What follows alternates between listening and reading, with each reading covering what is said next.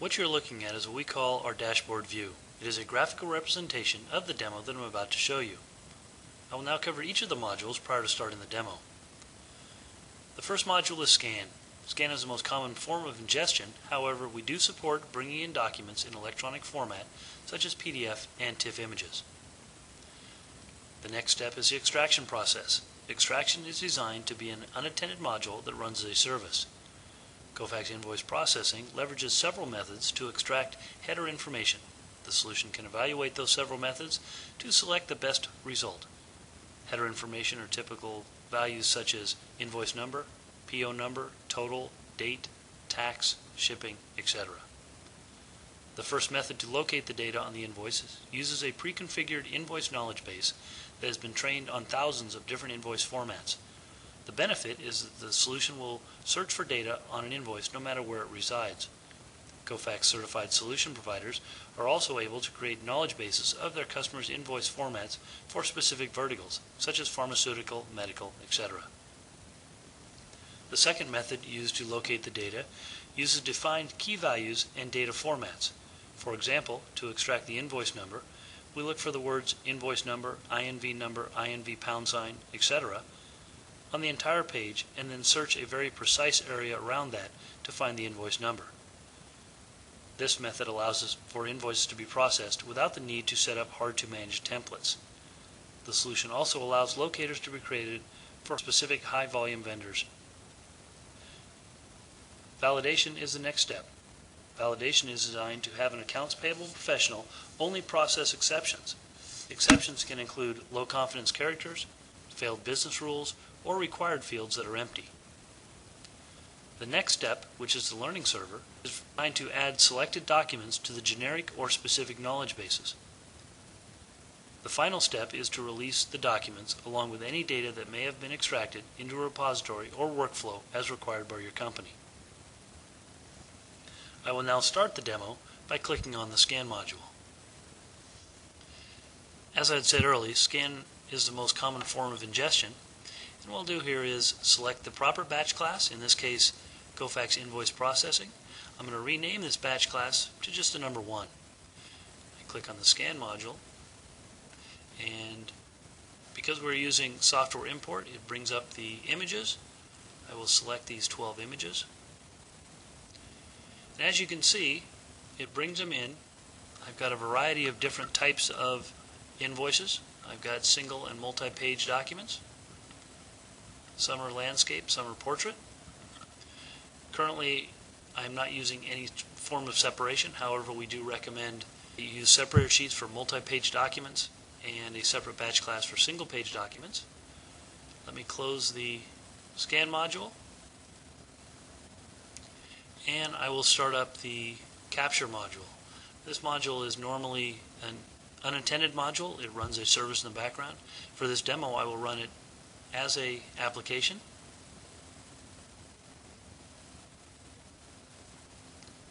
The first thing it's going to do is log into the Kofax Capture system. Its next step is to take those 12 documents that we have brought in and perform automated separation. Now what we're using for separation on here is simply the invoice number. Every time the system sees a new invoice number, it knows then this must be a new document and separates it there. As I said, we brought in both single and multi-page documents. So as soon as it gets done going through the stack of 12 documents and determines where each document ends and the next one starts, it will then do the extraction. IOMA reports that the average accounts payable professional processes between 20 to 25 invoices per hour. We have found on a production server that we process invoices at between 1 to 4 seconds per page on average. The system is now going through and extracting data from the images, which is now complete. I'll close this module down and we'll go into validation. As I said earlier, validation is where exceptions are processed. It is designed to only stop on exceptions. Just a quick tour of what we're looking at here. We've obviously got the invoice on the right hand side. We've got some index fields here on the left side. We've got a couple tabs set up. We We also can look and see what our content is. You can see we've got 9 documents over 12 pages, separate pages. We've got some multi-page documents in here. The documents with a question mark next to them designates that it has some kind of an exception on it, and we'll stop to look at those. Let me close that down so we can have a little more room on here. But you can see at the bottom here, we are on document number 1 of 9. It stopped on this first field. It says the confidence level is below the threshold set for this. I simply need to press enter. It verifies it, and it moves to the next problem. Now, this one, we've done a calculation where the subtotal, tax, shipping, discount, and additional charges should equal the total amount. In this case, as you can see from our message down here, they do not. What I've noticed here for the additional charges, and I can zoom in just a little bit here so maybe we can see it, I've got a miscellaneous charge here that does not show up. I can simply hover my mouse over it. I can select it. When I do that, I hit enter. It now fulfills the requirement and moves to the next document. You can see here at the bottom of the screen, we're on document number 2 of 9. In this case, it's just a low confidence characters. I hit enter. We move to the next issue. And this one, it's a purchase order number. Well, if I scroll over to here, you can see the purchase order number is here, but it couldn't read the anchor point because it has been marked over. I simply need to hover my mouse over it. You can see next to the PO field on the left-hand side, the value. I click on it, so we call it single click entry. It creates it. I hit enter. It moves to the next problem. Now, what's interesting about this document is it couldn't find the anchor words because of the fact that they are kind of covered with the shading. So what I need to do on this would be to select it for the invoice date. I can hit enter. It goes down to the subtotal field. Let me scroll down to the subtotal field. I select it. I hit enter. Go to my tax field. Select it. Hit enter. Shipping and handling. Select it. Hit enter. There is no discount on this. And my total charges are right here. I select it. Now what I want to do on this vendor is I want to select this for our specific online learning. What that means is the system will learn this document from Fluid Power, and after I've trained it on just a couple, it should process them through very, very quickly and efficiently. So I simply go up to here on this button, make the current document available for specific online learning. I select it. When I hit enter at this field, it moves to the next problem. We've got a second Fluid Power field or document, so I will select the date just like I did before. Here's my subtotal, enter, tax, select it, enter, my shipping, I select it, enter, there is no discount. I go over here to total. Now before I clear out of this document, I want to make sure I select it for online learning. Now what I've also done with this demo is when I hit enter, you can see I've not selected it. When I hit enter, it says they're all done. Now I want to not close the batch. And if I go to that last document that I had just done, I hadn't selected it, but programmatically I have made sure that it is selected. The one previous, it shows it was also selected. I did that manually. So if we go back to the first document, I just want to show a couple things here. We've got some information on here for the vendor information.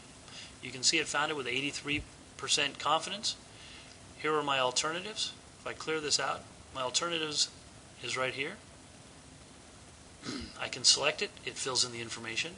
I also can use an ODBC search. I can connect directly into any ODBC compliant data source, such as a vendor table. In this case, I'm just going to look for anything in Florida. Brings back all my vendors from Florida. I can see my logical specialty is this one. I select it. It fills in the information.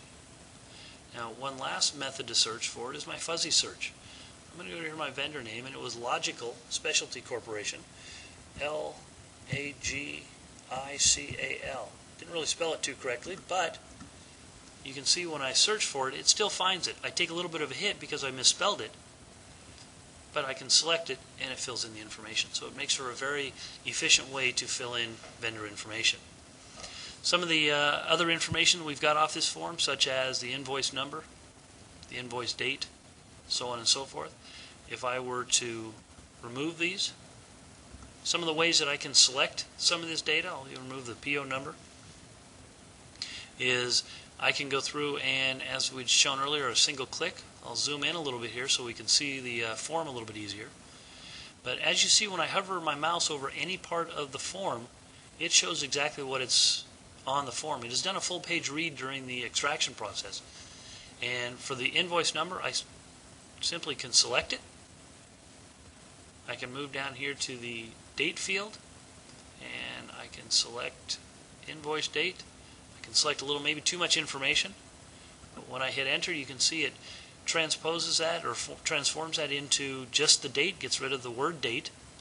It also goes from 08 to 2008 to keep the date format as the same type.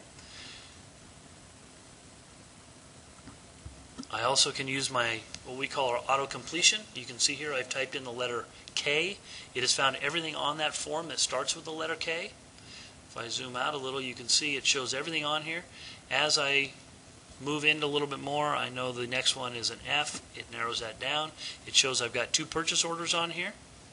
When I select with the arrow key either one of those, you can see it highlights them. Once I do that, I find the one I want. I just hit enter. It selects it. I can move forward. Okay. We move over to the table field, and you can see I've pulled line item detail off of this form. I can also go to my second page. You can see it's grabbed the data off there. What I also can do, though, is I can select all this data and remove it.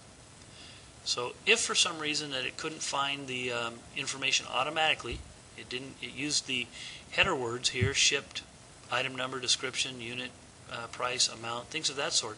If it couldn't find those, maybe they were shaded or just somehow distorted, what I can do is I can add a row manually. I'm on the quantity field. I go to my quantity shipped.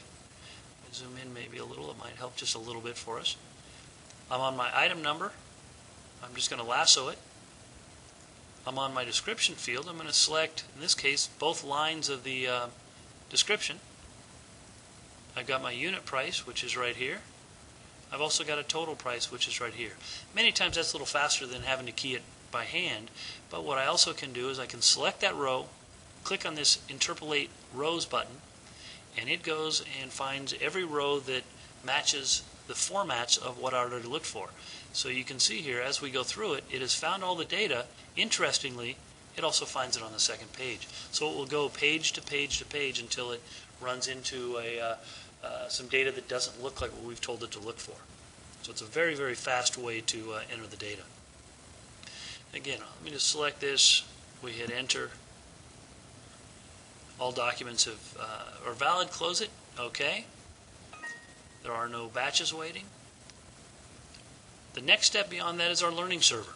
Now, as you'll recall, I selected those 2 documents at the last 2 documents, the fluid power, to be for specific online learning. What that means is those are maybe high volume vendors. It's going to try and find now that data for it the next time I run that document through. We go to release. Release is the core Kofax capture module. It simply takes the metadata that we have now scraped off of the documents along with the corresponding image and releases those to your target workflow system, whether that's just an image repository or an actual workflow system. So that completes the first run through. Now what I want to do, though, is I'm going to reset this form and I'm going to run one more document through of that type that we had learned from. So if I go to, I'll call it number 2. You can see I've got my batch class selected. Scan. I'm going to grab this document, which is the 3rd copy of this fluid power. I'll close the scan module. We'll go into capture, and again, normally it's run as a service, but what it's going to do now is look into that specific knowledge base and try and find any matches that it may have for the document that we're running it through. So we trained it on 2 documents, and it goes through. We'll go into validation.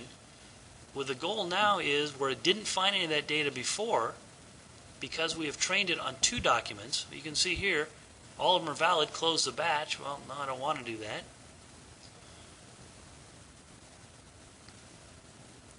If you look at it, it has now found all the data. Remember, we added the date to it, subtotal.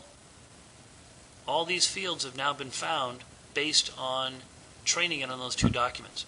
You can see we've got an asterisk next to all the fields that I can use for trainable. This is just a small subset of them. So again, when I hit enter, it says they're all valid. Close the batch, OK. There are no batches waiting.